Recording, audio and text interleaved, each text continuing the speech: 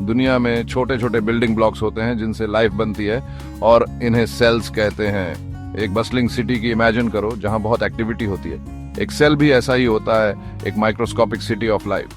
Sales life के fundamental units हैं और सारे प्रोसेसेस यही होते हैं जो एक लिविंग ऑर्गेनिज्म को डिफाइन करते हैं। छोटे से छोटे बैक्टीरियम से लेकर बड़ी से बड़ी व्हेल तक हर लिविंग थिंग सेल्स से बना होता है।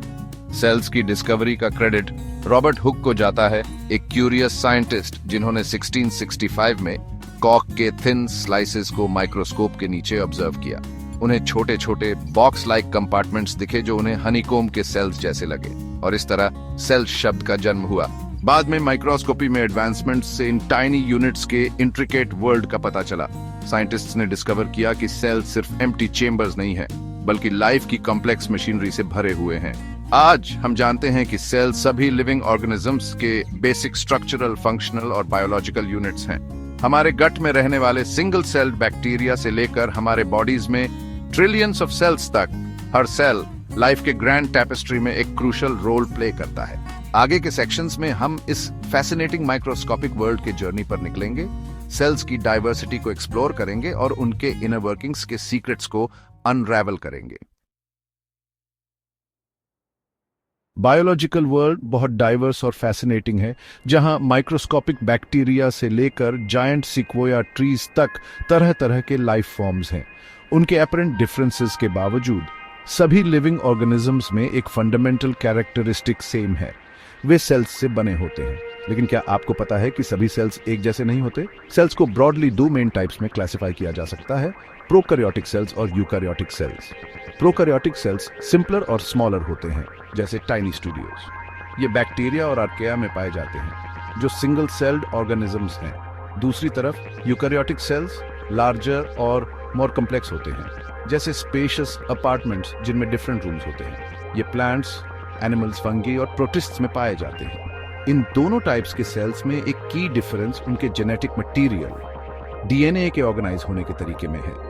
प्रोकैरियोटिक सेल्स में डीएनए साइटोप्लाज्म में फ्रीली फ्लोट करता है, जो एक जेली लाइक सब्सटेंस है जो सेल को फिल करता है। इसके विपरीत यूकैरियोटिक सेल्स में एक वेल डिफाइंड न्यूक्लियस होता है, एक मेम्ब्रेन बाउंड कंपार्टमेंट जो उनके डीएनए को हाउस करता है। इसे सेल का कंट्रोल सेंटर समझो। एक और स्ट्राइकिंग डिफरेंस यूकैरियोटिक सेल्स में मेम्ब्रेन बाउंड ऑर्गेनेल्स की प्रेजेंस है। ये ऑर्गेनेल्स स्पेशलाइज्ड कंपार्टमेंट्स जैसे हैं, हर एक स्पेसिफिक फंक्शन परफॉर्म करता है, हमारे बॉडीज के ऑर्गन्स की तरह। दूसरी तरफ प्रोकैरियोटिक सेल्स में ये मेम्ब्रेन बाउंड ऑर्गेनेल्स नहीं होते। उनके डिफरेंसेस के बावजूद प्रोकैरियोटिक और यूकैरियोटिक सेल्स में कुछ फंडामेंटल सिमिलैरिटीज हैं। दोनों में एक सेल मेम्ब्रेन होता है, एक प्रोटेक्टिव बैरियर जो सेल को एनक्लोज करता है और मॉलिक्यूल्स के अंदर बाहर पैसेज को रेगुलेट करता है। उनके पास राइबोसोम्स भी होते हैं, टाइनी प्रोटीन फैक्ट्रीज जो प्रोटीन्स को सिंथेसाइज करते हैं, जो सेल के वर्क हॉर्सेस हैं। एक बस्लिंग सिटी इमेजिन करो जिसमें factories, power plants, transportation systems और एक सेंट्रल लाइब्रेरी हो। एक यूकैरियोटिक सेल भी ऐसा ही होता है, एक well organized metropolis of life. Cell के अंदर हर ऑर्गेनेल एक स्पेसिफिक रोल प्ले करता है, इस माइक्रोस्कोपिक सिटी के ओवरऑल फंक्शनिंग में कंट्रीब्यूट करता है। सेल के हार्ट में न्यूक्लियस होता है, कंट्रोल सेंटर जो सेल के जेनेटिक मटेरियल डीएनए को हाउस करता है। डीएनए में सेल को बिल्ड और मेंटेन करने के इंस्ट्रक्शंस होते हैं, जैसे ब्लूप्रिंट्स की एक वास्ट लाइब्रेरी। न्यूक्लियस के सराउंडिंग साइटोप्लाज्म होता है, एक जेली लाइक सब्सटेंस जो सेल को फिल करता है और वेरियस सेल्यूलर प्रोसेसेस के लिए मीडियम प्रोवाइड करता है। साइटोप्लाज्म के विद इन हमें इंटरकनेक्टेड मेम्ब्रेन बाउंड कंपार्टमेंट्स का नेटवर्क मिलता है, जिन्हें ऑर्गेनेल्स कहते हैं। हर एक का यूनिक स्ट्रक्चर और फंक्शन होता है। उदाहरण के लिए एंडोप्लाज्मिक रेटिकुलम या ईआर, एसएक्स और ट्यूब्यूल्स का एक नेटवर्क है जो प्रोटीन सिंथेसिस और लिपिड मेटाबॉलिज्म में इन्वॉल्व होता है। यह सेल का मैन्युफैक्चरिंग और पैकेजिंग प्लांट जैसा है। गोल्गी एपैरेटस, एक और एसेंशियल ऑर्गेनेल, सेल के पोस्ट ऑफिस की तरह एक्ट करता है। प्रोटीन्स और लिपिड्स को मॉडिफाई, सॉर्ट और पैकेज करके उनके फाइनल डेस्टिनेशंस तक ट्रांसपोर्ट करता है। दूसरी तरफ लाइसोसोम्स सेल के रिसाइकलिंग सेंटर्स हैं, जिनमें एंजाइम्स होते हैं जो वेस्ट मटेरियल्स और सेल्यूलर डिब्री को ब्रेक डाउन करते हैं। मिटोकॉन्ड्रिया, जिन्हें अक्सर सेल का पावर हाउस कहा जाता है, सेल्यूलर रेस्पिरेशन के थ्रू एनर्जी जनरेट करने के लिए रिस्पॉन्सिबल होते हैं। ये न्यूट्रिएंट्स को एटीपी में कन्वर्ट करते हैं जो सेल की प्राइमरी एनर्जी करेंसी है।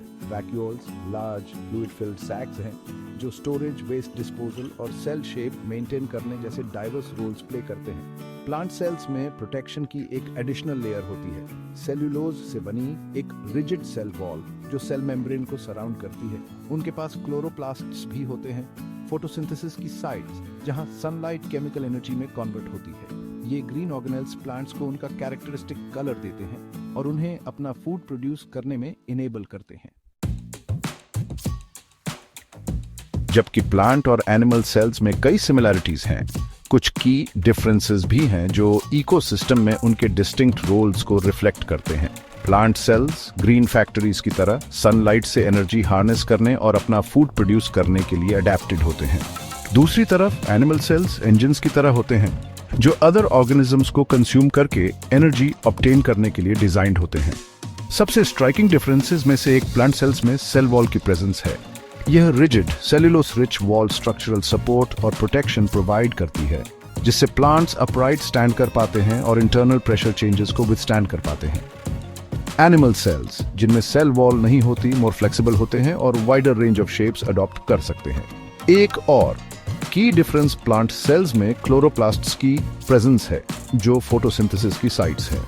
ये ग्रीन ऑर्गेनेल्स लाइट एनर्जी को कैप्चर करते हैं और उसे शुगर्स के फॉर्म में केमिकल एनर्जी में कन्वर्ट करते हैं, जिससे प्लांट को नरिशमेंट मिलती है। दूसरी तरफ एनिमल सेल्स में क्लोरोप्लास्ट्स नहीं होते और वे अदर ऑर्गेनिजम्स को कंज्यूम करके एनर्जी ऑब्टेन करते हैं। Vacuoles large fluid filled sacs plant और एनिमल सेल्स में भी डिफरेंसेस एग्जिबिट करते हैं। प्लांट सेल्स में टिपिकली एक लार्ज सेंट्रल वैक्यूल होता है जो सेल के ज्यादातर वॉल्यूम को ऑक्यूपाई करता है, स्ट्रक्चरल सपोर्ट प्रोवाइड करता है और वाटर, न्यूट्रिएंट्स और वेस्ट प्रोडक्ट्स को स्टोर करता है। एनिमल सेल्स में अगर प्रेजेंट हों तो स्मॉलर वैक्यूल्स होते हैं जो स्टोरेज और वेस्ट डिस्पोजल में रोल प्ले करते हैं। सेंट्रियोल्स स्मॉल सिलिंड्रिकल स्ट्रक्चर्स जो सेल डिवीजन में इन्वॉल्व होते हैं, टिपिकली एनिमल सेल्स में पाए जाते हैं लेकिन मोस्ट प्लांट सेल्स में एब्सेंट होते हैं। ये स्ट्रक्चर्स माइक्रोट्यूब्यूल्स को ऑर्गेनाइज करने में क्रूशियल रोल प्ले करते हैं जो सेल डिवीजन के लिए एसेंशियल हैं। इन डिफरेंसेस के बावजूद प्लांट और एनिमल सेल्स में कई फंडामेंटल सिमिलैरिटीज हैं। दोनों में nucleus, cytoplasm, ribosomes, endoplasmic reticulum, Golgi apparatus, lysosomes और माइटोकॉन्ड्रिया होते हैं जो यूकैरियोटिक सेल्स के रूप में उनके शेयर्ड एंसेस्ट्री को रिफ्लेक्ट करते हैं।